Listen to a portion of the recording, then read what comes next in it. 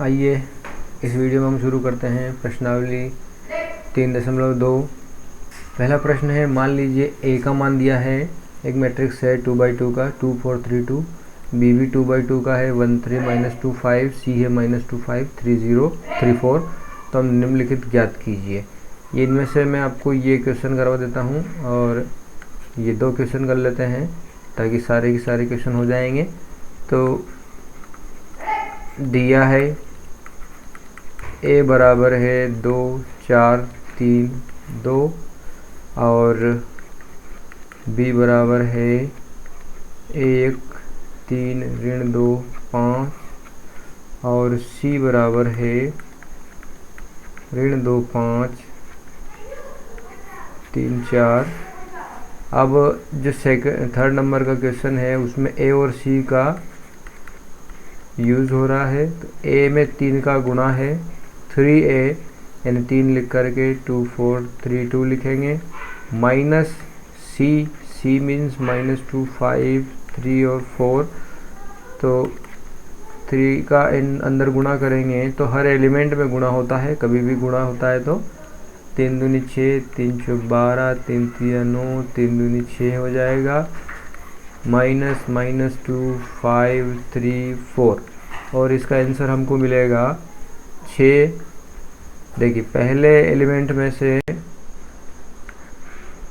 Symbol के साथ पहला एलिमेंट अटैच होगा। A11 से A11 का हिसाब होता है, A12 से A12 का, फिर A21 से A21 और A22 से A22 का। प्लस माइनस जब भी करना होता है योग और अंतर में ऐसा होता है। तो इस 6 में से हम ऋण 2 को घटाएंगे। तो ऋण 2 को घटाना है इसलिए ये जुड़ जाएगा। तो ये मिलेगा 8, 12 में से 5 घटेगा तो 7, 9 में से 3 घटेगा 6 और 6 में से 4 घटेगा तो 2। आपका इस प्रकार से उत्तर होगा। अब अपन जो है अपनों ने ये सवाल कर लिया है, अपन क्या करते हैं इसको थोड़ा सा छोटा कर देते हैं और इस क्वेश्चन को हल करते हैं। फिफ्थ को 5वां नंबर का क्वेश्चन है, b इंटू ए, बी ए ज्ञात करना है, मतलब गुणा करना है b का a में। 1 3 -2 5 ये b है अपना, और a है 2 4 3 2।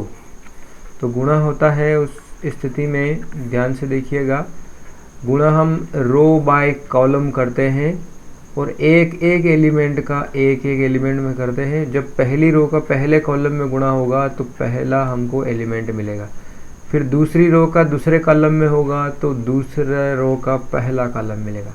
और ये ध्यान रखने वाली बात है, जो पहला मैट्रिक्स है वैसा ही मैट्रिक्स हमको मिलेगा यहाँ पर। अभी तो फिलहाल दोनों ही 2/2 के मैट्रिक्स हैं इसलिए कोई दिक्कत नहीं है, फिर भी गुणा में जो पहला मैट्रिक्स होता है वैसा ही मैट्रिक्स हमको यहाँ पर प्राप्त होता है। ठीक है, तो हम गुणा करते हैं, एक एक एलिमेंट को लिखते हैं। 1 गुणित 2 धन 3 गुणित 3, इस 1 का 2 में किया, फिर इस 3 का इस 3 में किया और दोनों को जोड़ लिया। ठीक है, रो बाय कॉलम करना है और कॉलम बनाना है। ठीक है, पहली रो।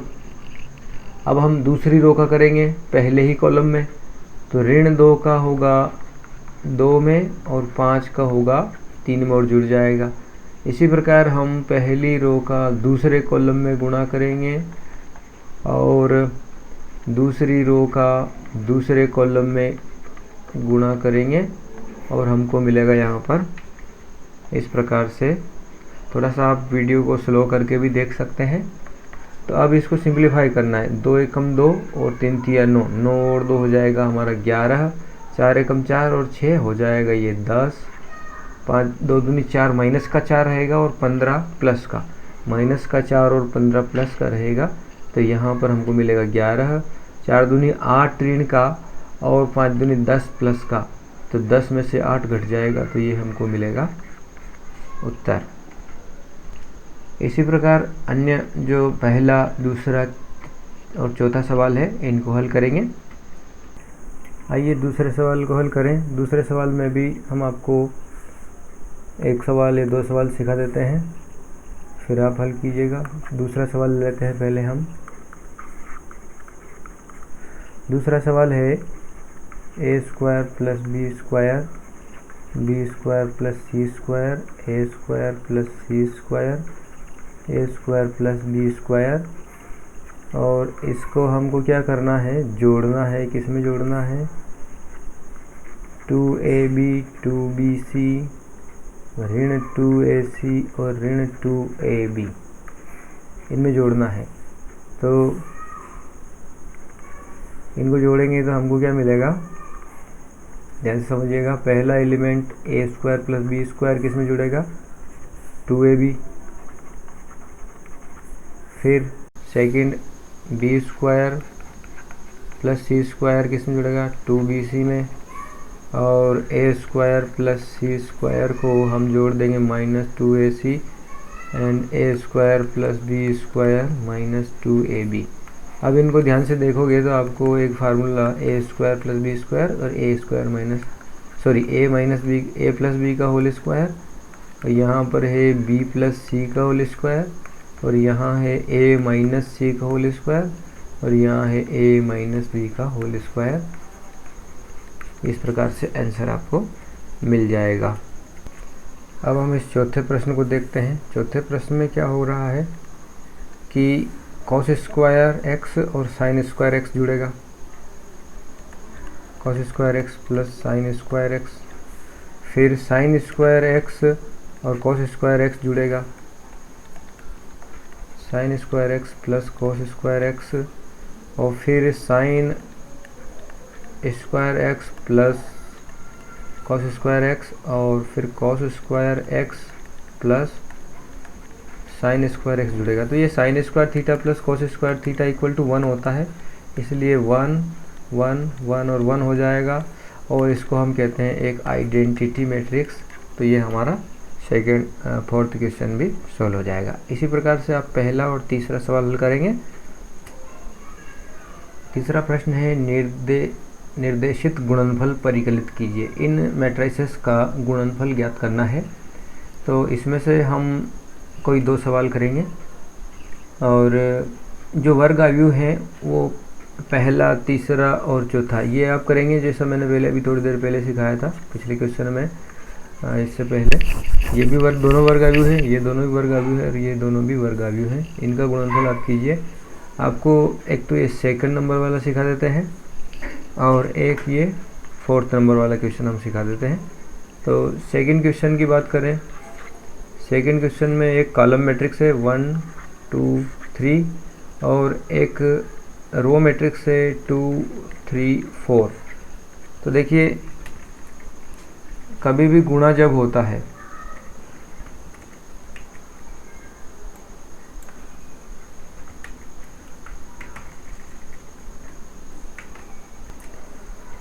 तो जिस पहला जो मैट्रिसेस है उसमें जितनी रो है उतने ही दूसरे वाले मैट्रिक्स में कॉलम होंगे। इस पहले वाले मैट्रिक्स में कितनी रो है, 1 2 और 3 रो है, तो इसमें 1 2 और 3 कॉलम है। और उल्टा कहें तो भी चलेगा कि अगर पहले में जितने कॉलम हैं उतनी ही इसमें रो होना चाहिए। दोनों बातें सही है। तो हम क्या करते हैं, इनका गुणनफल करने वाले हैं। और दूसरी बात क्या सिखाई मैंने आपको कि जो पहला मैट्रिक्स है वैसा ही मैट्रिक्स हमको मिलेगा, यानी कि हमको क्या मिलेगा, एक कॉलम मैट्रिक्स मिलेगा। ठीक है, ये ध्यान रखने वाली बात है, इससे आपकी गलती बिल्कुल नहीं होगी गुणनफल में। अब एक का गुणा रो बाय कॉलम किया जाता है।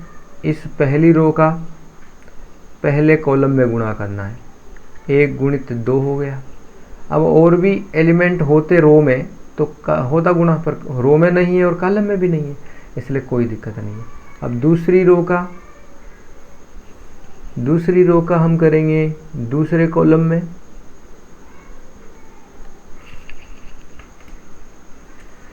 देखिए पहले रो का पहले कॉलम में किया, फिर दूसरी रो का पहले कॉलम में किया, फिर तीसरी रो का पहले कॉलम में किया।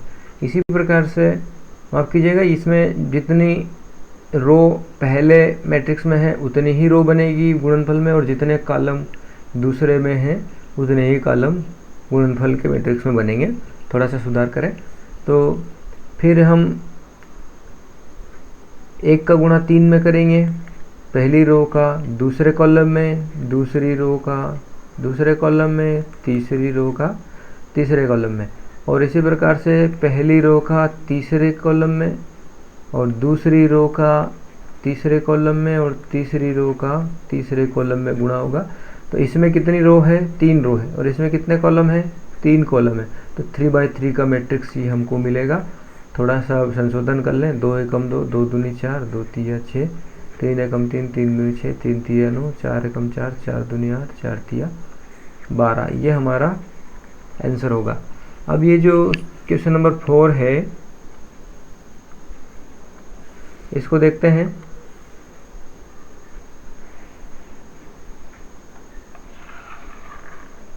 क्वेश्चन नंबर 4 में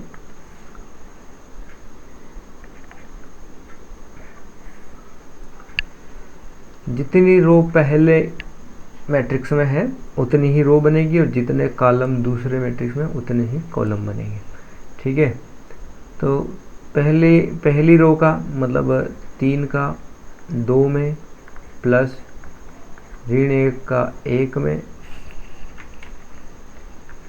प्लस 3 का 3 में। फिर दूसरी रो का पहले कॉलम में करेंगे तो ऋण 1 का 2 में प्लस 0 का 1 में प्लस 2 का 3 में। ये पहला कॉलम बन गया है। अभी हम पहली रो का दूसरे कॉलम में गुणा करेंगे, 3 गुणित ऋण 3 धन ऋण 1 गुणित 0 धन 3 गुणित 1। इसी प्रकार से ऋण 1 का ऋण 3 में, यहाँ पर ब्रैकेट के अंदर लिख देते हैं, प्लस 0 का 0 में प्लस 2 का 1 में गुणा होगा। तो हमको इस प्रकार से ये मिलेगा, 3 दूनी 6, ऋण 1 प्लस 9, 3 तिया 9 प्लस 0 प्लस 3 और ऋण 2 प्लस 0 प्लस 6, और यहाँ पर आ जाएगा 3 धन 0 धन 2। इसको सॉल्व कर लेंगे अपन। 9 और 6 15 में से 1 घटाया 14 और 6 में से 2 घटाया 4, माइनस का 6 और ये 5। ये हमारा उत्तर होगा। तो इस प्रकार से अपन गुणनफल करेंगे। तो मैंने आपसे कहा था कि जितनी रो पहले मैट्रिक्स में उतनी ही रो बनेगी, और जितने कॉलम दूसरे मैट्रिक्स में है उतने ही कॉलम बनेंगे। प्रश्न 4 में केवल 2 मैट्रिसेस दिए हैं, उनके ऊपर 3 मैट्रिसेस हैं ABC, उनके ऊपर संक्रिया है जोड़ना घटाना, उसको आप हल कीजिएगा। अपन इस 5वें प्रश्न को हल करते हैं। 5वें प्रश्न में 2 मैट्रिसेस है A और B, और 3A माइनस 5B हमको ज्ञात करना है। तो 3A माइनस 5B क्या होगा देखते हैं।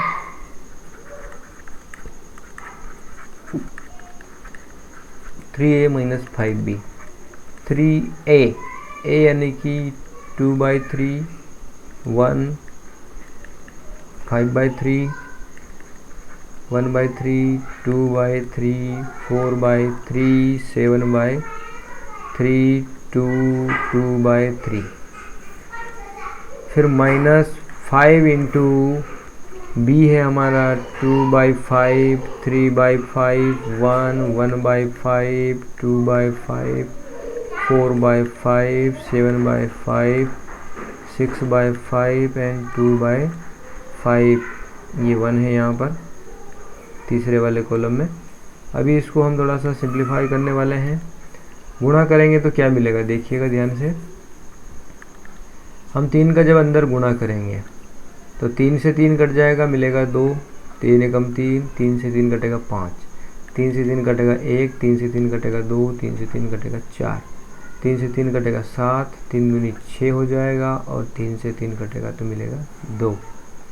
माइनस इसी प्रकार से 5 का गुणा करेंगे तो मिलेगा 2 3 5 1 5, 1 2 4 और मिलेगा यहाँ पर 7 6 2। अब आप देख रहे हैं कि दोनों ही मैट्रिसेस क्या हैं, सेम है। तो जब सेम मैट्रिसेस को घटाया जाता है तो सब में वैल्यूज़ क्या मिल जाएगी, सारे एलिमेंट्स ज़ीरो हो जाएंगे। तो ये जो है हमारा ज़ीरो मैट्रिक्स होगा, ठीक है, ज़ीरो मैट्रिक्स कहलाता है जिसके सारे के सारे एलिमेंट क्या हों, ज़ीरो हों। और इसे ज़ीरो के बराबर भी लिख सकते हैं, ठीक है। अब हम छठा सवाल करते हैं। छठा सवाल है, सरल कीजिए,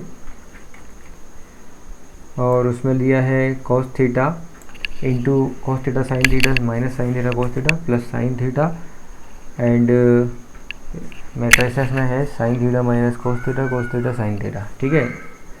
तो देखिए बहुत ही सरल सा क्वेश्चन है ये, तो देखते हैं। थोड़ा सा ट्रिग्नोमेट्री का यूज़ भी होगा। cos स्क्वायर थीटा हो जाएगा, ये होगा cos थीटा साइन थीटा, और ये होगा माइनस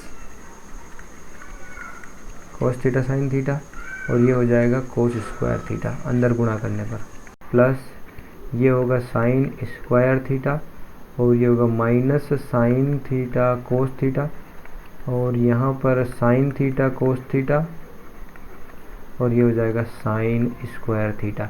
अब इन दोनों को जोड़ना है तो sine cos square theta plus sine square theta होगा, cos square theta plus sine square theta, और यहाँ होगा cos theta sine theta minus sine theta cos theta, ठीक है। यहाँ होगा minus cos theta sine theta plus sine theta cos theta, sorry, और इधर वाला जो होगा cos square theta plus sine square theta, ये एलिमेंट्स हो जाएंगे।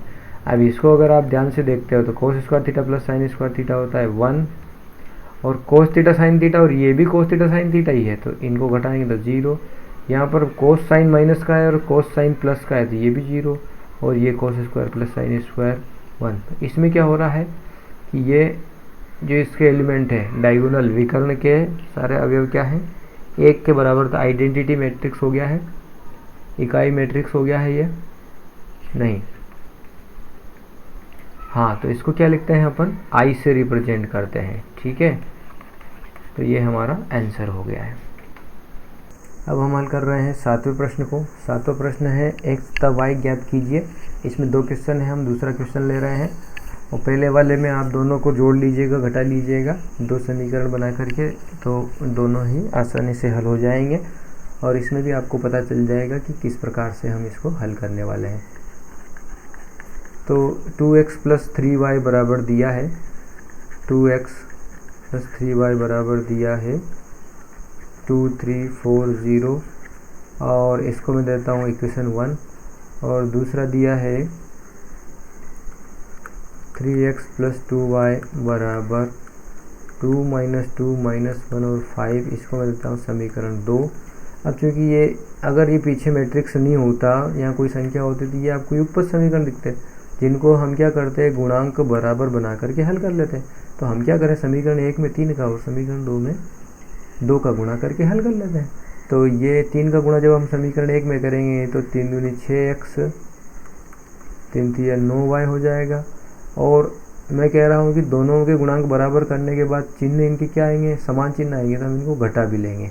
तो समीकरण 1 में गुणा हो गया है, अब घटाना है, समीकरण 2 में गुणा करना है अपने को 2 का, तो 2 3 6x धन 2 दूनी 4y। अब इधर भी गुणा करना है अपने को। अपन ने क्या किया, समीकरण 1 में 3 का गुणा किया है, तो 2 3 4 0 में 3 का गुणा हो जाएगा, और घटाना है, परंतु घटाने से पहले 2 का गुणा भी करना है, 2 ऋण 2 ऋण 1 और 5, ठीक है। यहाँ पर लिख देता हूँ मैं, समीकरण 1 में 3 का व समीकरण 2 में 2 का गुणा कर घटाने पर, ठीक है, अब समझ में आ जाएगा। अब इसको थोड़ा सिंप्लीफाई करेंगे, 6x + 9y - 6x - 4y equal to 3 दूनी 6, 3 तिया 9, 3 चौक 12, 3 शून्य 0, ये मैट्रिक्स बनेगा। -2 दूनी 4, -2 दूनी 4 और -2 -10। इसको सरल करेंगे तो यहाँ से सिंप्लीफाई होगा ये, तो क्या मिलेगा, 6x से 6x कैंसिल हो जाएगा, 9 - 4 होगा तो 5y इक्वल टू मिलेगा हमको 6 और 4 घटेगा तो हमको मिलेगा 2, 6 में से 4 घटेगा ना, 9 में 4 क्या होगा, जुड़ेगा, 9 में 4 जुड़ेगा ये, क्योंकि माइनस से माइनस होगा प्लस हो जाएगा, 9 और 4 हो जाएगा 13 और 12 में 2 जुड़ेगा तो हो जाएगा 14 और 0 में से 10 घटेगा तो -10। अब हम क्या करेंगे कि y का मान ज्ञात करने के लिए इस 5 को इधर बटे में लिखेंगे और बटे में जाएगा तो ये सभी एलिमेंट्स में भाग देगा। जिस प्रकार से हम गुणा करते हैं वैसे ही हम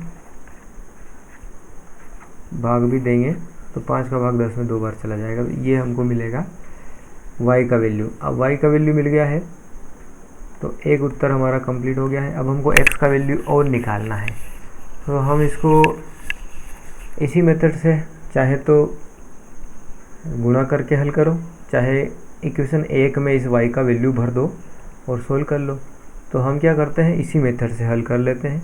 आप कर लीजिएगा इसको। चलिए कैसे करेंगे, एक लाइन और लिख देता हूँ मैं कि अब x का मान ज्ञात करने के लिए आप क्या करेंगे, समीकरण 1 में अगर क्या होता यहाँ पर और यहाँ पर 3 y का गुणांक समान हो जाए इस बार तो हो जाएगा काम। तो समीकरण 1 में 2 का व समीकरण 2 में 3 का गुणा कर घटाने पर ऐसा करिएगा, आपको x का वैल्यू मिल जाएगा। एक्सरसाइज भी होना ज़रूरी है, अभ्यास होता रहता है साथ में, ठीक है।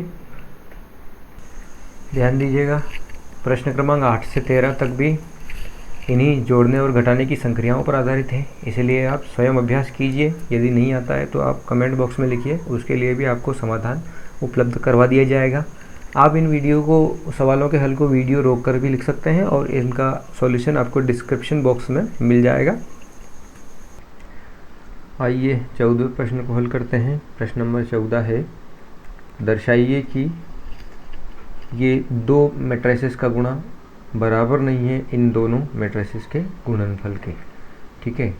तो इसको सिंप्लीफाई करना है बस अपने को, LHS को सॉल्व करना है अपने को। 5 - 1 6 7 और अगला है 2 1 3 4, ये गुणा होगा इनका। तो गुणा कैसे करते हैं, रो बाई कॉलम करते हैं और कॉलम बनाते जाते हैं। तो 5 का 2 में किया, 5 दूनी 10 और धन आता है लेकिन ऋण 1 का 3 में होगा तो ऋण 3 होगा, ठीक है। ये पहली रो का पहले कॉलम में हो गया है। दूसरी रो का पहले कॉलम में करेंगे तो 6 दूनी 12 और धन 7 या 21। फिर पहली रो का दूसरे कॉलम में करेंगे तो 5 एकम 5 ऋण 4 एकम 1 चौक 4, ठीक है। फिर 6 एकम 6 और 7 चौक 28, इसका वैल्यू होगा 7 1 12 और 21 हो जाएगा 33 और ये हो जाएगा 34। तो ये LHS आ चुकी है। अब हम RHS को सोल्व करेंगे। RHS है 2 1 3 4 एंड 5 - 1 6 7। तो गुणनफल होगा 10 धन 6 15 धन 24। ये किसका गुणा किया है, पहली रो का पहले कॉलम में किया तो 2 5 10, 1 छंग 6 जुड़ गया। फिर 3 और 4 का 5 और 6 में किया तो 3 5 15, 4 छंग 24। 3 एकम 3 ऋण 3 धन 4 7 28।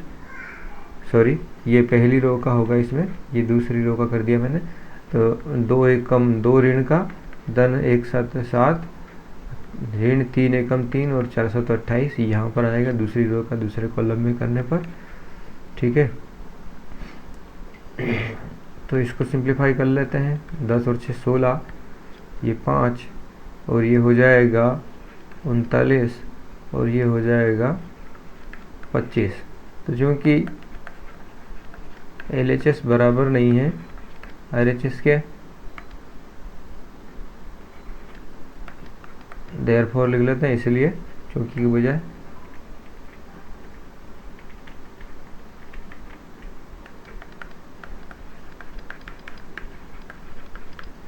तो ये हो गया है,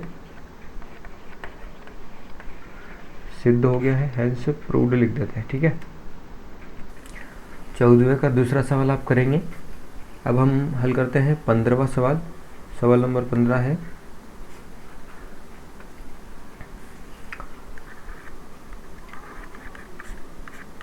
यदि a बराबर 2 0 1 2 1 3 1 ऋण 1 0 है तो a स्क्वायर ऋण 5a धन 6i का मान ज्ञात कीजिए। i एक आइडेंटिटी मैट्रिक्स होता है जिसको हम 2/2 3/3 और अपनी मर्जी पड़े उतने कोटि का वर्ग अवयव ले सकते हैं। तो चूंकि यहाँ पर a 3/3 का मैट्रिक्स दिया है इसलिए i को हम 3/3 लेंगे। ठीक है, तो a बराबर लिखा है 2 2 1 0 1 -1 1 3 0। तो अब हमको चाहिए a स्क्वायर होता है a इंटू ए, तो ये हम निकाल लेते हैं a का a में गुणा करके।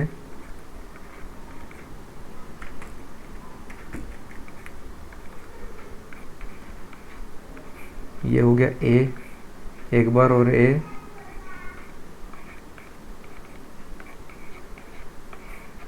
इनका गुणा करेंगे तो 2 का 2 में होगा 4, 0 का 2 में हुआ 0 और 1 का 1 में हुआ 1, 4 और 1 हो गया 5।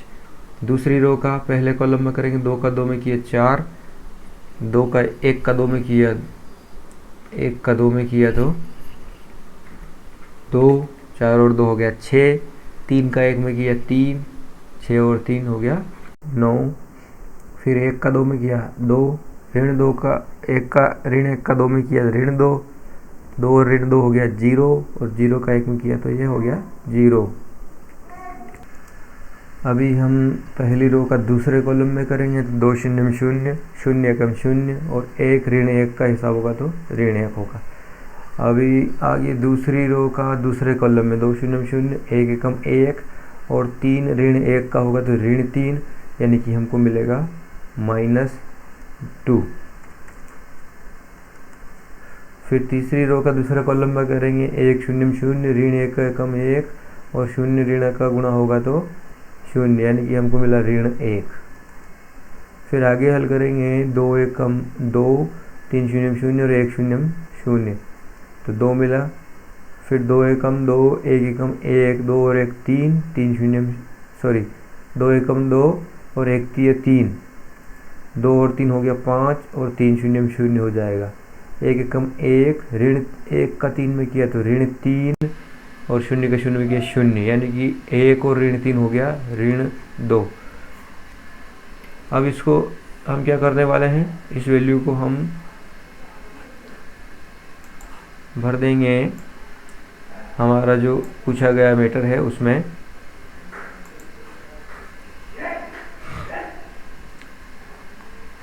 अतः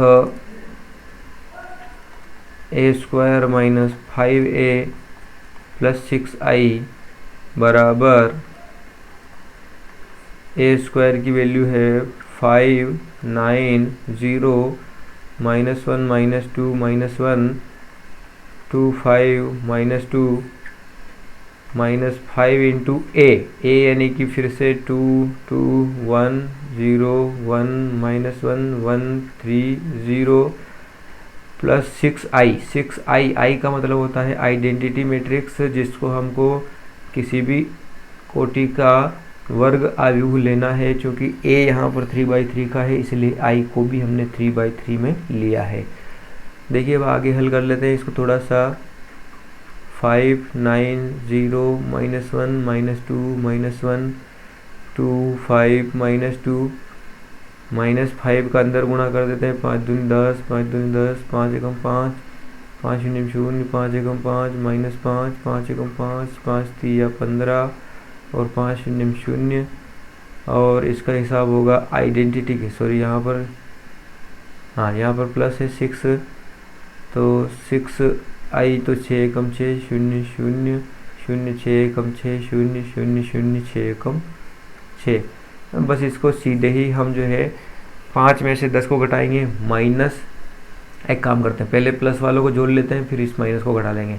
तो 5 और 6 हो गया 11, 11 में से 10 घटाया तो 1, फिर ऋण 1 और 0 को जोड़ा तो ऋण 1, ऋण 1 में से 0 घटाया तो ऋण 1, फिर 2 में से 5 घटाया है तो ऋण 3, 9 और 0 हो गया 9, 9 में से 10 घटाया तो 9 में से 10 घटाया -1, -1 के साथ 0 का हिसाब होगा तो ओनली -1, -2 और -5 हो गया, माइनस का 7 और प्लस का 6 होगा तो माइनस का 1, 5 में से 15 घटाया -10 और 0 है तो -10, 0 में से 5 घटाया -5 और 0 हिसाब होगा तो कोई दिक्कत नहीं है। ऋण 1 और प्लस का 5 हो जाएगा, तो ऋण 1 और प्लस 5 हो गया कितना, प्लस का 4, प्लस 4 और 0 हो गया +4। ऋण 2 में से 0 घटेगा तो ऋण 2, ऋण 2 में 6 जुड़ेगा तो प्लस का 4। ये हमारा आंसर हुआ। प्रश्न 16 को आप इसी प्रकार से करेंगे। आइए अब हम 17वें प्रश्न को हल करते हैं। प्रश्न नंबर 17 है, यदि a बराबर 3 - 2 4 - 2 तथा i है 1 0 0 1 एवं a स्क्वायर का मान जो है ka - 2i हो तो k को ज्ञात करना है। k का मान पूछा गया है, एक कंडीशन दी गई है, तो हम लिखते हैं हल। और a हमारे पास है 3 - 2 4 - 2, i भी दिया है, i को भी लिख लेते हैं 1 0 0 1, और एक और दिया है a स्क्वायर बराबर ka - 2i और k का वैल्यू हमसे पूछा गया है। तो सबसे पहले a स्क्वायर निकालते हैं। a स्क्वायर मीन्स a का a में गुणा, तो ये एक a लिखा है और ये दूसरा a लिखा है। अब इसको सीधे ही 3 तिया 9 और 4 दूनी 8, 9 में से 8 घटाया माइनस का 1, 4 तिया 12 और 2 चौक 8, 12 में से 8 घटेगा तो मिलेगा हमको 4, 3 दूनी 6 ऋण 6 और 2 दूनी +4, ऋण 6 + 4 का हिसाब होगा तो ऋण 2, 4 दूनी 8 ऋण का 8 और 2 दूनी 4 प्लस का 4, तो ऋण का 8 और प्लस का 4 का हिसाब होगा तो ऋण 4। ये a स्क्वायर मिल गया है। अब उसने कहा है इस a स्क्वायर का वैल्यू जो है किसके बराबर है, ka - 2i के बराबर है। तो हम क्या करते हैं, ka - 2i निकालते हैं, ठीक है, इसके बराबर लेके चलते हैं, क्योंकि ka - 2i बराबर a स्क्वायर। देन हम क्या करते हैं, k और a - 2i means 1 0 0 1 equal to a square means a square का वैल्यू हमने अभी निकाला है 1 - 2 4 - 4। बस इसको सिंप्लीफाई कर लेते हैं, आपको k का वैल्यू मिल जाएगा। तो 3 - 2 4 - 2। अब इसको क्या करते हैं अपन, 2 का गुणा करके इधर ट्रांसफॉर्म कर देते हैं, पक्षांतरण कर देते हैं, तो ये आ जाएगा माइनस का, इधर आने पर हो जाएगा प्लस, और 2 एकम 2 0 0 और 2, इस 2 का हमने अंदर गुणा कर लिया है और पक्षांतर भी कर लिया है, ठीक है।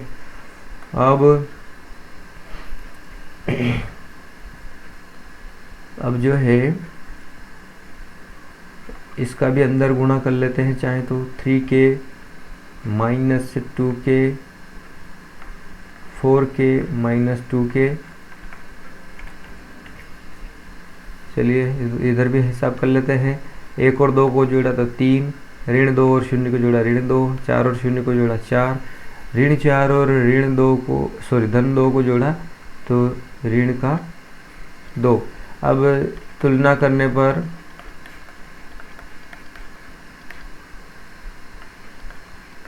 3k बराबर 3, देन यहाँ से मिल गया k बराबर 1। इसमें किसी भी टर्म को आप तुलना कर लीजिए, आपको k का वैल्यू मिल जाएगा एन 1। देखिए प्रश्न 18 है कि यदि a बराबर 0 10 alpha by 2 minus 10 alpha by 2 0 तथा i कोटि 2 का एक तत्समक अवयव है, आइडेंटिटी मैट्रिक्स है, तो सिद्ध कीजिए i धन a बराबर i ऋण a in bracket matrices cos a minus sine a cos a। ठीक है, तो इन दोनों i प्लस a और इनको इक्वल बताना है। तो हम क्या करते हैं कि LHS लेते हैं पहले और सिंप्लीफाई करते हैं। LHS है i प्लस a, i का मान हमने आइडेंटिटी मैट्रिक्स और उसने कहा कोटि 2 का, इसलिए यहाँ पर लिख दिया है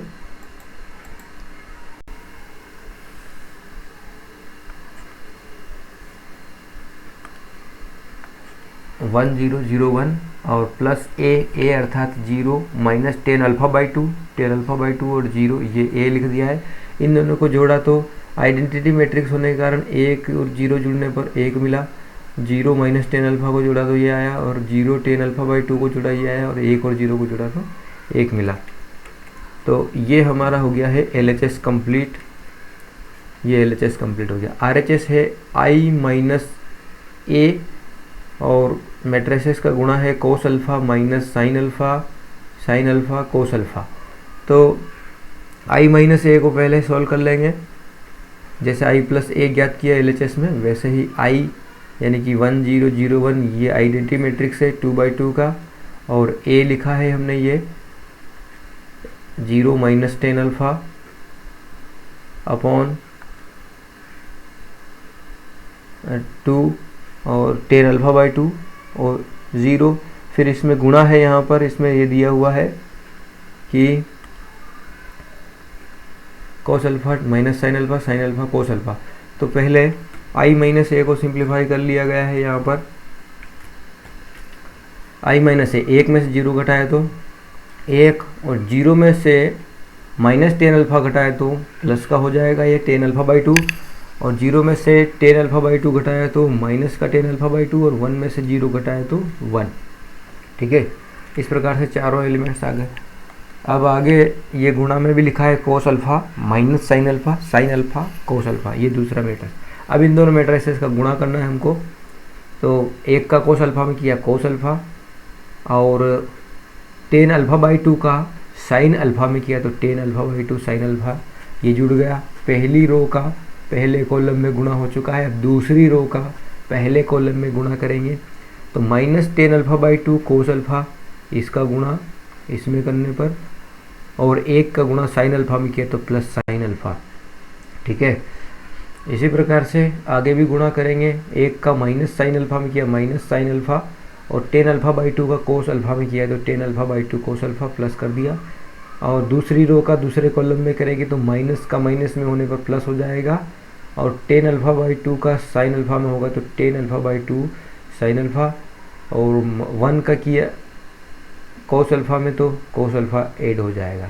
ठीक है, इस प्रकार से ये गुणनफल मिला हमको। अब ये आ चुका है, इसको क्या करना है, पूरे को साइन कोस में बदल लेते हैं। तो ये कोस अल्फ़ा है, और 10 अल्फ़ा को हमने 10 अल्फ़ा बाई 2 को लिख दिया sine alpha by 2 cos alpha by 2 into sine alpha. फिर जहाँ जहाँ 10 अल्फ़ा बाई 2 है वहाँ वहाँ साइन अल्फ़ा बाई 2 भर दिया है इस वाली स्टेप में, और कोई चेंजेस नहीं है। फिर यहाँ से इसको LCM लिया गया है, एक स्टेप यहाँ ऊपर दोबारा लिख दी गई है। यहाँ पर क्या किया गया है कि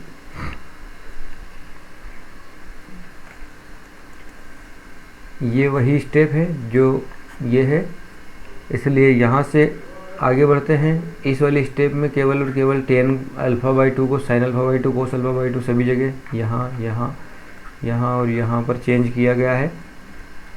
अब यहाँ LCM लिया गया है, तो कोस अल्फ़ा बाई 2 हमारा LCM आया ये, और कोस अल्फ़ा बाई 2 का कोस अल्फ़ा में गुणा होगा तो कोस अल्फ़ा बाई 2 और sine alpha by to sine alpha. इसी प्रकार से यहाँ भी किया है, कोस अल्फ़ा बाई टू, सब जगह एलसीएम आ जाएगा कोस अल्फ़ा बाई टू चारों ही पदों में, और इस प्रकार से एलसीएम बना। तो यहाँ से एक सूत्र होता है कोस ए प्लस बी और साइन ए प्लस बी वाला, या कोस ए माइनस बी और साइन ए माइनस बी वाला। तो कोस ए कोस बी प्लस साइन ए साइन बी, तो ये कोस में क्या होता है, कोस ए कोस बी प्लस साइन ए साइन बी बराबर होता है कोस ए माइनस बी। और एक और होता है साइन ए कोस बी माइनस कोस ए साइन बी। देख लेते हैं, माइनस कोस ए साइन बी, तो वो होता है साइन ए माइनस बी। ठीक है, तो इस पहले वाले सूत्र को ध्यान से देखेंगे, यहाँ पर लग रहा है कोस ए यानी कि अल्फ़ा, कोस बी यानी कि alpha by two, plus sine A यानी कि साइन अल्फ़ा, और बी यानी कि साइन अल्फ़ा बाई टू। तो ये आगे पीछे थोड़ा सा ए बी, इसको लिख दिया कोस ए माइनस अल्फ़ा बाई टू, इस सूत्र के आधार पर लिखा गया है, पहले सूत्र के आधार पर। अब दूसरे सूत्र में क्या है, इस माइनस को अगर अपन कॉमन ले लेते हैं बाहर, तो यहाँ पर बन जाएगा माइनस, और ये होगा sine alpha cos alpha by to minus cos alpha sine alpha by to.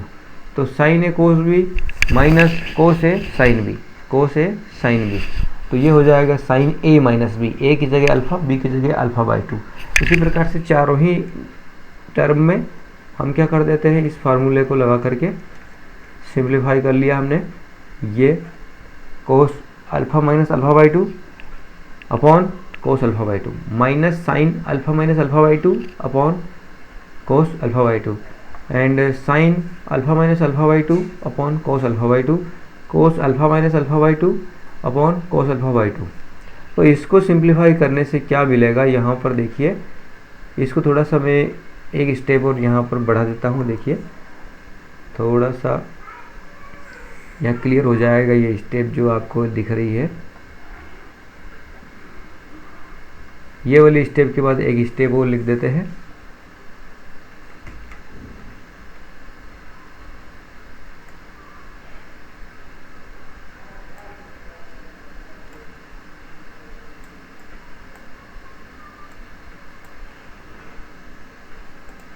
देखिए यहाँ से कोस अल्फा में से आधा अल्फा घटा तो आधा अल्फा बचेगा, माइनस साइन अल्फा में से आधा अल्फा घटा तो अल्फा बाई टू बचेगा, और बटे में क्या है, कोस अल्फा बाई टू है, इसके भी बटे में कोस अल्फा बाई टू है, और इसको भी आगे बढ़ा लेते हैं। तो क्या मिलेगा हमको, यहाँ पर भी साइन अल्फ़ा में से आधा अल्फ़ा, एक अल्फ़ा में से आधा अल्फ़ा घटेगा तो आधा अल्फ़ा बचेगा, बटे में कोस आधा अल्फ़ा, और यहाँ पर कोस अल्फ़ा माइनस आधा अल्फ़ा, तो यहाँ पर आधा अल्फ़ा बचेगा, और बटे में कोस आधा अल्फ़ा पहले से ही है। तो अब इसको क्या किया गया, कोस अल्फ़ा बाई टू से cos alpha by to cut गया तो क्या मिला, एक मिला, sine alpha by to cos alpha by to, ये हो गया वापस टेन अल्फ़ा बाई टू, और ये भी माइनस है तो माइनस को बगल में रख दिया, sine alpha by to cos alpha by to हो गया टेन अल्फ़ा बाई टू, और ये कोस अल्फ़ा बाई टू से cos alpha by to cut गया तो एक मिला। तो ये जो हमको दिख रहा है 1 minus tan alpha by to, tan alpha by to 1, ये क्या मिला हमारा, LHS के बराबर मिल गया है, तो बराबर LHS हो गया। तो इस प्रकार से ये सिद्ध हो जाता है। इसके बाद ये स्टेप पढ़े और इसके बाद में ये स्टेप पढ़े तो आपको समझ में आ जाएगा। इसके बाद ये स्टेप तो आपको LHS और RHS क्लियर हो जाएगा। प्रश्न 19 और 20 को आप उदाहरण की भांति हल करेंगे। उदाहरण में इस प्रकार के प्रश्न दिए गए हैं। ठीक है, यहीं पर अपन इस एक्सरसाइज को समाप्त करते हैं।